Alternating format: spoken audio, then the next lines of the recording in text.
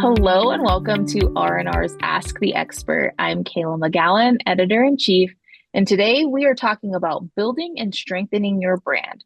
Today's special guest is Crystal Williams. She is the founder of Lemon Seed Marketing, where she drives innovative strategies for home service businesses nationwide. She has 10 years of experience leading marketing at her family's company, McWilliams and Son Heating and Air Conditioning. She was elected secretary of the Women of HVACR Board of Directors, and she advocates for industry growth and female leadership. So, without further ado, please welcome Crystal. Hello. Almost feel like, are Hi. you talking about me when I hear some of that? But Yes, yeah, I'm I'm so talking about you. excited. So excited to be here. Yeah, thank you for joining me. I think, marketing and branding and voice is just a huge, maybe sometimes misconception or misunderstanding. And people are like, how do I do this? What can I do? How can I be better? And I think, you have a very unique stance here. You've been in the industry of service, whether it's HVAC or now restoration and cleaning. You have a unique lens and you found some great success. So I wanted to bring you on today so we can kind of talk about it and really how easy it can be for you to implement some key things into your company to help build your brand. So my first thing I think is whatever is on every contractor's mind is what goes into building your brand and why is it so important to put thought into it? Yeah, absolutely. So I stand on the premise that authenticity is the key to a great brand. So a brand that truly reflects who you are as an owner or as a company, even if you have plans to sell or, pass it down, you still can build a brand that truly accentuates the great things about who you are, what you stand for. And branding is more than just your logo, right? So branding is about how people feel about your company in your communities. And so it's about evoking emotions and things that really will connect people to think about you as a company when they have a problem that you can solve. Yeah, you put that into a great perspective, right? You don't have to be a superhero, be who you are, right? What you Yeah, want your brand to reflect, if that's family, if you want a family feeling, that's what should be put into your brand and your business, right? And correct. so, I think there's often times, well, how do we build that trust into our brand? Authenticity is one, but what about your local market? How do you help build that into your brand depending on who you're servicing? Absolutely. So, another interesting aspect of building your brand is what you do in your community, how you engage with the community as a whole. Meaning, when are you actively supporting other organizations and the overall well being of the people that live, work, play, maybe even worship in your area? So, to do that, it's really about identifying some nonprofit or a good feeling style of organization that you can really get behind. So, for my family's heating and air conditioning and now plumbing company in East Texas, my grandmother passed away from Alzheimer's. And so one of the things that we did was we wrapped one of our trucks in purple. We really launched the Alzheimer's awareness walk. We really supported that walk in our market. We did tons of things all around Alzheimer's awareness. And then my other grandfather on the other side of my family that actually started the heating and air conditioning company was a veteran. He retired from the Navy. He started the company in the late 70s. Our mascot is Sailor Mac, my grandfather's like nickname. And so everything we do has a tie back to veterans or the Alzheimer's awareness walk and things like that. And what happens when you connect with those organizations in your community is you are connecting with people as well. It humanizes you. It takes you out of that like corporate feeling and down to like, oh, these people are really connected to things. So that's one step. Another step would be like getting actively involved in your local chamber of commerce's, BNI groups, business and other civic organizations where you can actually be a participant. So more than just like here's $50, let me be a member, but actively being in there. And so like what I do for a lot of my clients a lot of times is I will go say, hey, once a quarter, you need to be actively involved in something in your community. So is there a festival, a fair, is there anything that we can be a part of to go park a truck, take our mascot, hand out waters? Start with that And that will, people will start associating your brand with connection outside of your actual service. And I know that feels weird, but people will be like, oh my gosh, I love Sailor Mac. And then when it's 105 degrees in Texas and they get in their house and it's 104 in their home, I want them to think of, oh yeah, I need to call Sailor Mac, the Sailor Mac company. So Yeah. it's all the process, right?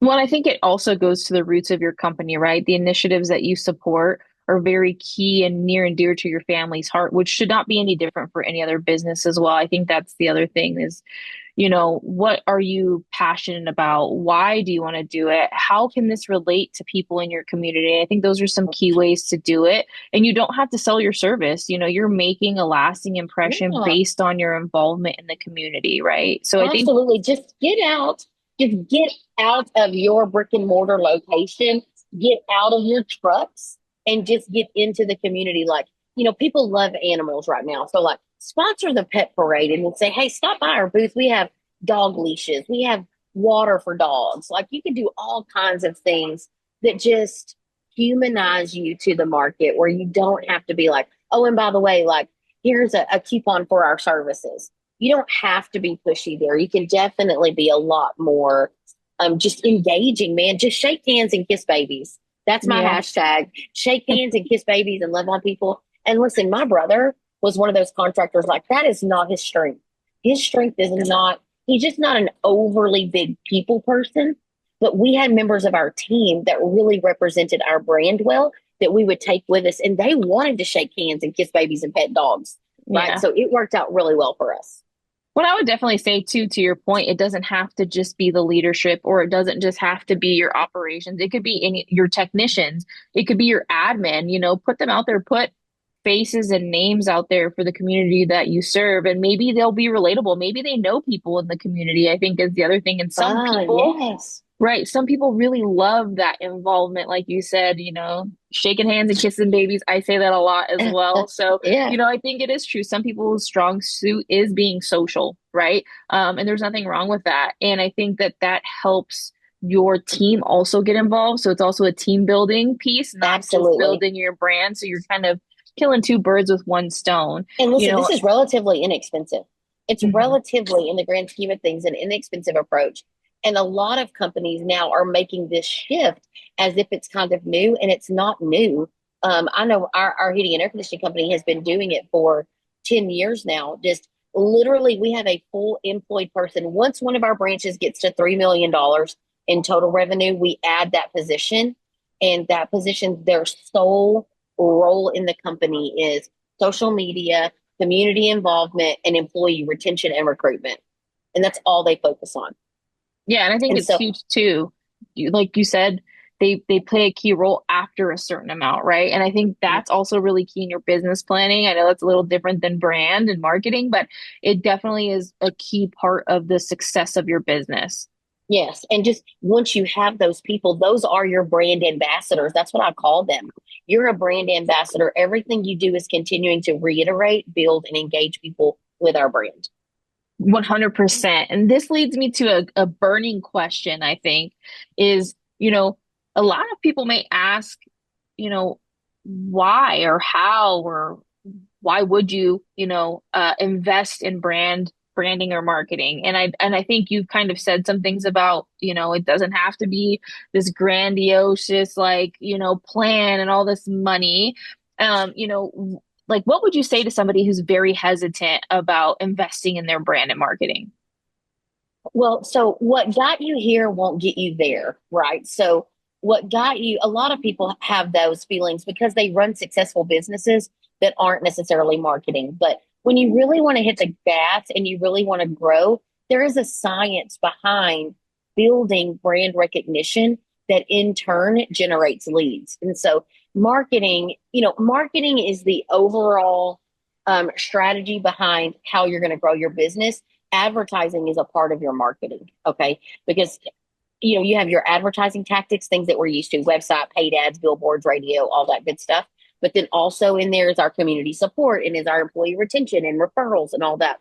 So your marketing approach to things really has to be tied to who you authentically are and how you can slowly but surely build foundation to grow your brand. So it's one of those things, it's a trust the process kind of vibe, right? So, but if you're hesitant to do that, it's probably for a couple of reasons. You're afraid of the money, or you're afraid that you're going to waste money. And let me tell you, I have bad news. You're going to waste money because marketing is a game of risk. And so some of those risks are going to really pay off and you're going to hit some home runs. And then sometimes you're going to like hit a little dinker to the infield and barely make it to first base. Like, okay, it kind of worked, but really it was, I barely made it here. And then sometimes you're going to hit a foul ball. Like, it's wild. It just went left. Okay. But so you have to get your mindset right about marketing. Marketing mindset is 100% most contractors' problems. They just can't wrap their heads around it. And so you have to know that it's risky, but you have to know that it pays off with intentionality and consistency and frequency. I don't know how else to tell you. You just have to be a trusting style person to trust the process. Well, I was definitely going to say, we also have to remember that times change, our consumers' mindsets change. And so Mhm. that does play a huge part in your marketing and strategy, just period. You Yeah. know, and, depends on what's going on in the world too, right? So, like, Yeah. most people, the analogy you used was like, if it's 104 in my customer's home, they're going to be like, yeah, I need to call Sailor Mac. Yes, Yeah. sir, I need to. But when it's toasty and warm in the winter when it's cold outside, they're not thinking about, calling you. So what does that mean for your marketing? Do you hit hard? I think there's seasons to marketing as well, depending on where you service. And I Oh, think that there's some things that have to be kind of explained, right? That's why there's a strategy. yeah. So you know what? My favorite thing, it shocks clients all the time. Your shoulder season, as I say, so the either side of your fast season, is when you need to spend the most money. And the reason why is weather or storms or whatever kind of drives your business. So my sister and brother-in-law run a pest control company. So like right now, termites are swarming. So we actually can spend a little less on marketing during this time of the year because weather and just swarming patterns are driving leads. But you know what happens in October? Like everything in Texas goes dormant basically, and we're back to on the hustle again. So it's our lowest revenue months, but our highest marketing months because we're having to fight for every single lead out there, do a lot of education, a lot of content, a lot of training. And so it can be very expensive. So you just, again, that's that marketing mindset. Like, am I willing to spend what I know I need to spend consistently? And even when times get rough, you kind of have to kick it up. You have to just keep going and trusting the process. And a strategy is basically how you survive. It gives you clarity. It gives you intentionality. You don't just keep throwing things at the wall and seeing if they work. Like we work in quarters. So all of our clients, their marketing strategy is built out a quarter at a time. So we have our overreaching goals that we have for the year, but every quarter, because you said it a while ago, things change so fast. So every quarter we're constantly looking at, was our campaign good? Did our website perform? How did that direct mail piece work? Is our social media working? And then we make slight pivots and move right into the next quarter. That is strategy, man. That is intentionality. That is giving thought. And that's how we control our spend and don't feel like it's out of control. Yeah, and I would say to this point, we're talking about strategy, and sometimes you learn lessons along the way, but there's also mistakes that others have made that we've been able to say, okay, maybe we shouldn't do that. So, what are some of the biggest branding mistakes you've seen contractors make, especially when they're implementing marketing strategy early on? Okay, so I want to talk about that, and I want to break that question into two pieces. Let's talk about the biggest branding mistakes that people have made. Overthinking their brand is 99% of their problem. Like, well, if I go with black, like there might be somebody that doesn't don't like the color black, or if I use a cartoon character, like I feel like that might be overdone, or oh, but I love dogs, I have to have a dog. Like there can be all these things that really get in the head, and really at the end of the day, your brand look and feel is super important, but don't overthink it. And the best, most disruptive brands would never survive if they had to live by committee and go get a bunch of people to get on board at the same time. Because let me tell you what's not going to happen. You're not going to go to a group of 5 people, like your team of 20 people that work for you, and you say, you know what? We are launching a parrot as our mascot, and you're all going to wear feather suits every day. right? Your team's going to be like, absolutely not. This was way outside I'm not doing this, because all it is scary to them. So what I tell every contractor is, you and a trusted person get together and let's figure out what your brand should look like, what represents you, what's authentic to you, but yet will help you stand out.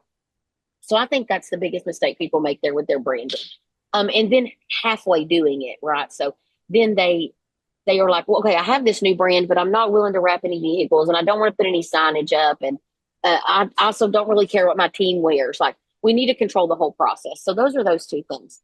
On the marketing strategy side of things, I think the biggest mistakes people make is lack of true monetary investment.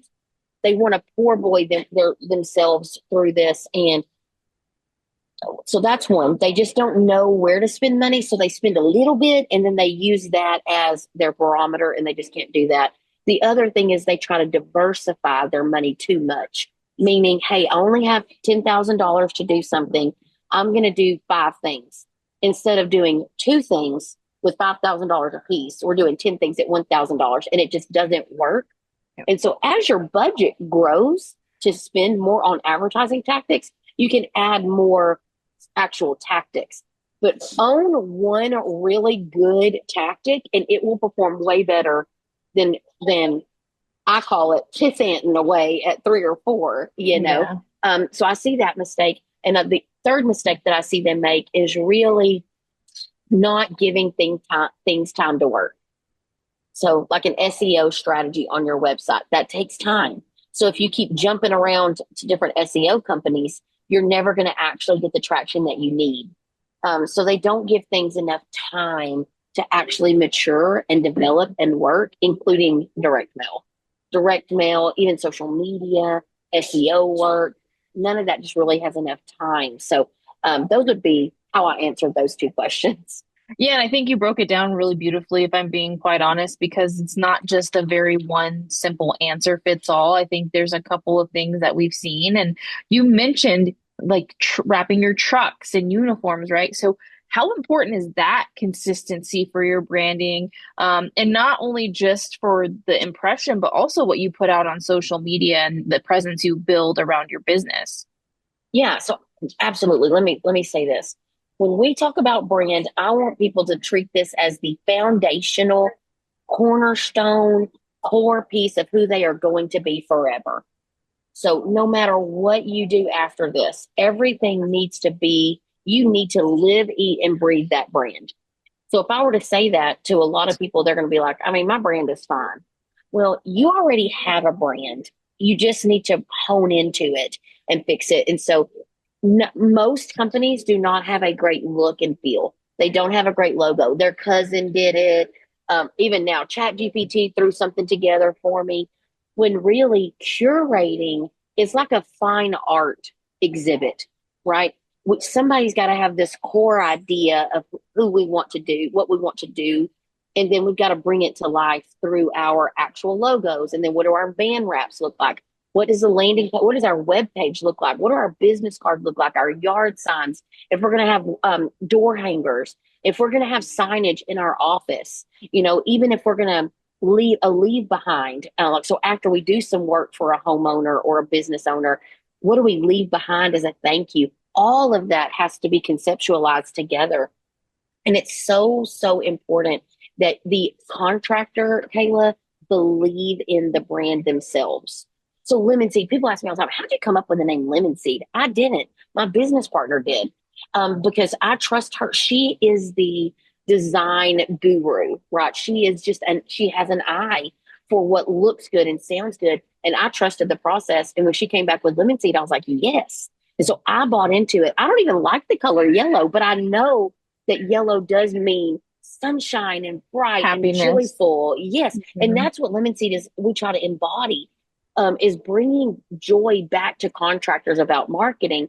And we try to practice what we preach, right? So we really, everything you see, like we give zesty recaps to our clients, right? So we really embody the whole thing. So as a contractor, my plea to them is to understand every day that you go by with a bland brand that is boring and generic and it blends in with everything else is one day longer than you should have waited to invest in your own future. Yeah. Because you're going to look back, and once you do rebrand, you're going to be like, man, I should have done this 10 years ago.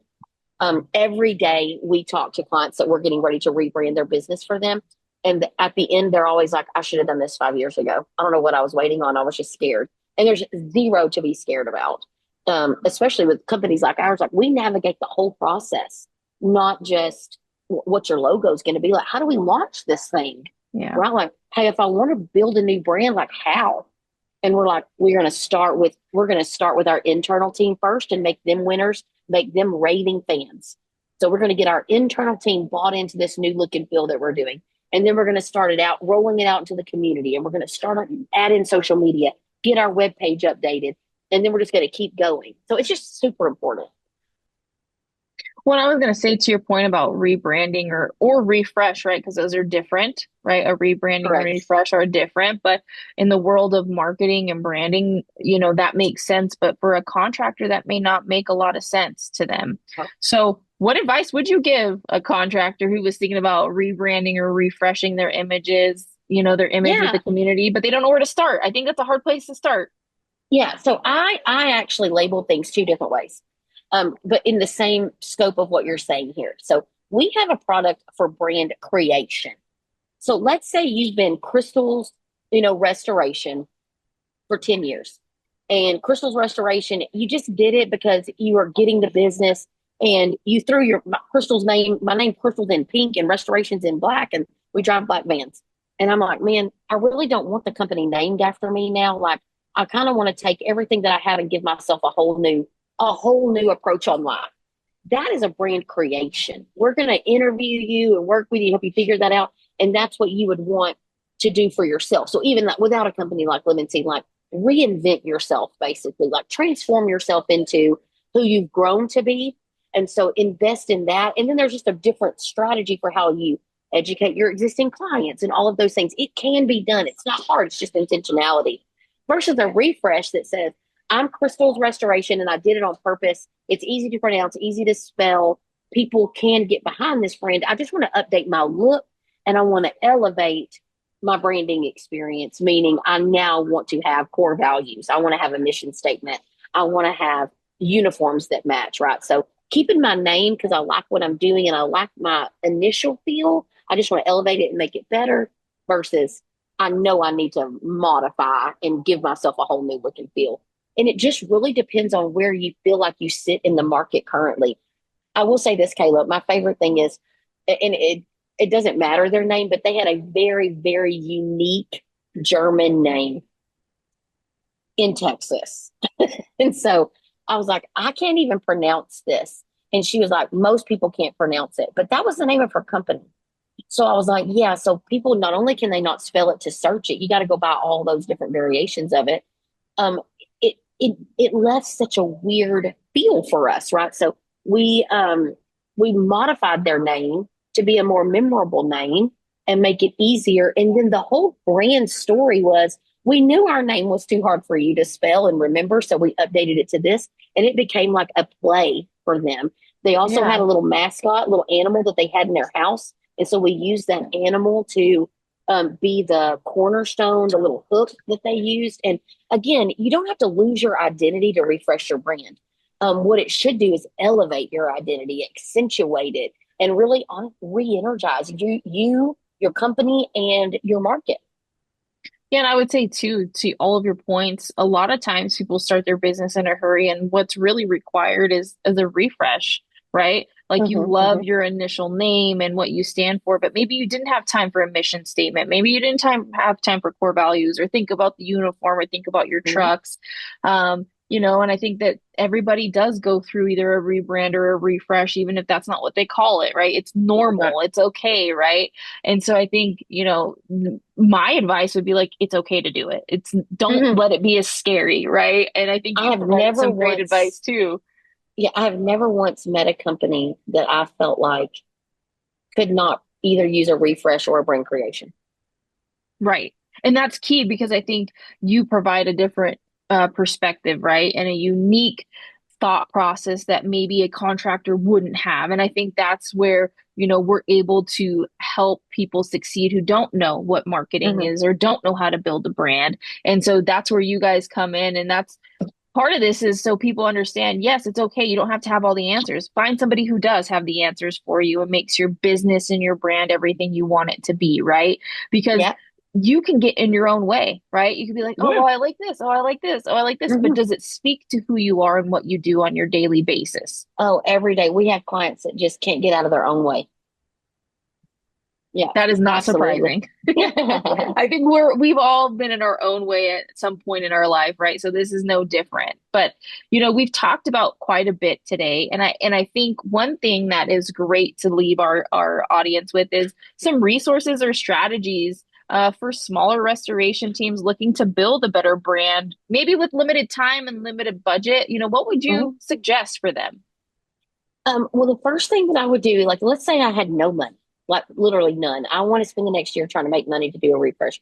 The very best and most affordable thing to do is just start talking about your company on social media. Even if you don't have to be, people don't want polished anyway. You don't have to be polished. You don't have to be perfect. Just get on there and say, hey, I'm Crystal with Crystal's Restoration, and we are here doing this type of job today at this home. And one of the most important parts to us is for you to feel like you don't even know we were here. We do such a good job. It's like it never happened, right? Or it's like you can come back. You can always come back home because we took care of it, right? So just keep putting out there like good, natural, and authentic statements like, hey, we did you know we're the only one in our county that can do water removal or mold remediation or whatever those things are. Start gently and kindly talking about what you do.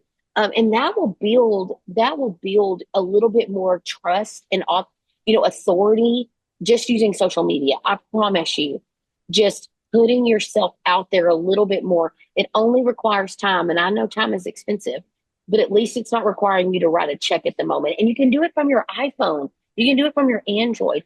Literally prop that thing up and stand by your truck and speak loud and speak clear and say, headed out to our next job today here in Tennessee. We service all of Eastern Tennessee, whatever you want to say. But here at Crystal's Restoration, making sure that we can serve our customers is very important to us. That's why we offer financing, or that's why we offer that we're open till 7 p.m. Whatever makes you unique, start there. And then also start as simple email campaigns. Simple email campaigns to people that are in your database, getting their emails, and then just sending them a simple newsletter. Hey, it's Crystal, and here's three things to not use in your garbage disposal to lock it up, or just little home tips and things like that. And hey, you're celebrating the Spring Fest this weekend, or whatever you want to say in them that's just good information that keeps them nurtured but not nagged on, right? So those are simple, fairly inexpensive things that you can do to start building a brand. Yeah, and I would definitely say to your point, like just humanization goes such Yeah. a long way, right? Like even the thank you or, we appreciate you. And then just the stuff on social media, like, hey, this is who we service, this is what we do. You can Yeah. call us 24 hours a day, 365. I mean, those Yep. types of things are huge. Yep. And, it's ever evolving, but I think a couple of things that are, easy for people to start implementing, especially those who are listening, are social media presence and starting an email campaign, and just making sure that you share your appreciation and thanks to your customers as well. I think we are all consumers and it feels nice to be thanked for, taking the time to utilize somebody in your community. So I know we've talked a lot, and I think that there's some future episodes down the line that we can really break some more of this Yeah, down. girl. But yeah, I would really like to thank you for your time Of and your course. insights on all of this. And for anybody listening, we hope if you have any questions, you can reach out. Maybe it's a future topic for us. But as always, thank you for watching, and we will see you on the next episode of Ask the Expert.